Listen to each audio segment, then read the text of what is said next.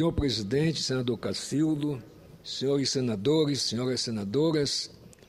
Senhor presidente, à medida que se aproxima tanto o evento da Copa, que é o que se mais fala agora, como o evento das eleições gerais, que serão em outubro, mas, evidentemente, as redes sociais e a imprensa se preocupam com esse detalhe. E eu acho que, inclusive, chegou um momento, não agora, porque tudo que vai se fazer antes, às vésperas da eleição, primeiro tem que ser feito com um ano de antecedência. Segundo, eu acho que não devia ser feito uma reforma política e eleitoral que servisse para as eleições dos que fazem parte do Congresso naquele momento. Devia ser uma reforma política profunda, porque, inclusive, veja bem, senhor presidente, a gente vê isso em todos os estados, mas no meu, que é pequenininho em termos de população, o governador, que é candidato à reeleição, usa os instrumentos públicos, como, por exemplo, a propaganda institucional do governo, como propaganda política pessoal, usa os instrumentos de programas sociais do próprio governo do Estado e do governo federal, também para a política pessoal. E o que é pior, já que eu citei no meu Estado, é que um governador que foi reeleito de maneira comprovadamente fraudulenta, praticando todo tipo de abuso do poder econômico, do poder de autoridade, e, no entanto, ele agora se desincompatibiliza.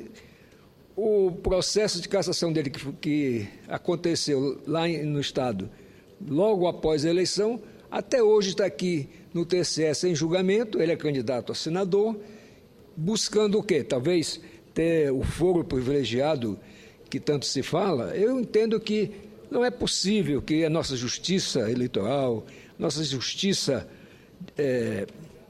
civil, se deixe demorar tanto certas coisas. Por exemplo, esse governador responde a processos por enriquecimento, responde a processos por abuso do poder econômico, por corrupção em todas as áreas, e até é mencionado num processo sobre pedofilia que se encontra sob sigilo no STJ. É outra coisa que nós temos que acabar.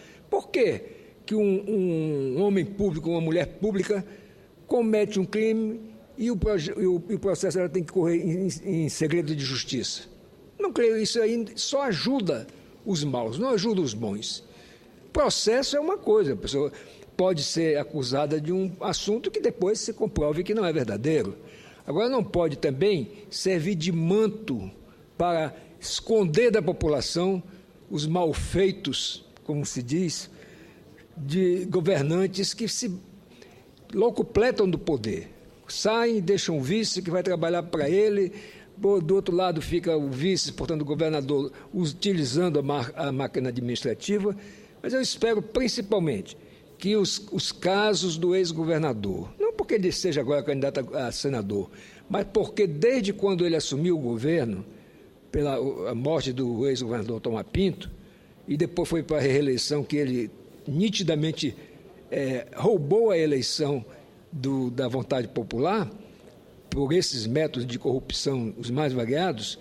Então, nós temos aí um quadro seguinte, que ou nós melhoramos a forma de fazer política, ou então vamos ver, como vemos nas redes sociais toda hora, é a descrença da população nos políticos. E aí, como ressalta-se digamos assim, esse grupo que comete atos de improbidade, de corrupção, etc., termina por contaminar toda a instituição. Como se, por exemplo, o fato de existir policiais corruptos significasse que a polícia é corrupta. Como se o fato de existir em algumas áreas o acontecimento de vários casos de pedofilia é dizer que todos eles são pedófilos. Então nós precisamos tomar a frente. Não vai ser ninguém que vai fazer por nós. Nós temos que fazer pelo povo uma moralização da política através de uma profunda reforma política e eleitoral. E não, como até mesmo se intitula, falado da tribuna, uma mini-reforma eleitoral. Ora, nós estamos aqui para fazer mini-leis, quer dizer, mini-lei para isso, mini-lei para aquilo.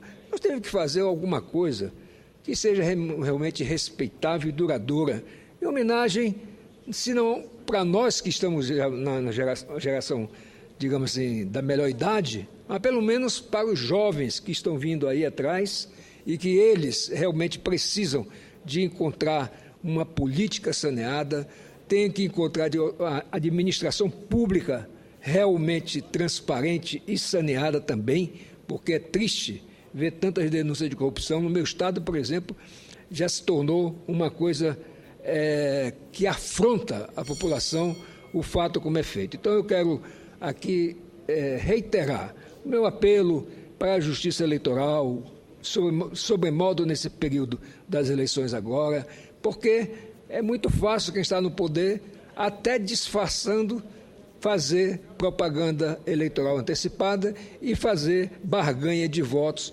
através de cargos, etc. Então, eu aqui deixo o meu chamamento, tanto à Justiça Eleitoral, quanto ao Congresso, quanto às outras instituições, para que realmente forcemos a barra para termos eleições limpas, eleições éticas e, portanto, por consequência, uma política de melhor nível.